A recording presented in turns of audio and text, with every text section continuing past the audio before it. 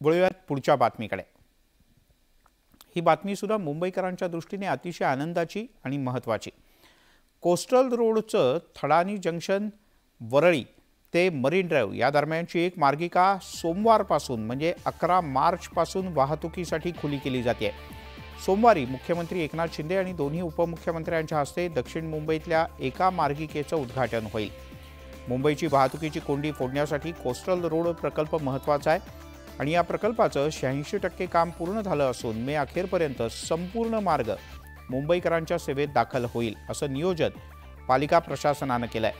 Coastal रोडच्या पहिल्या टप्प्याच्या लोकार्पणात 3 लेनची एक बाजू सुरू करण्यात येणार आहे।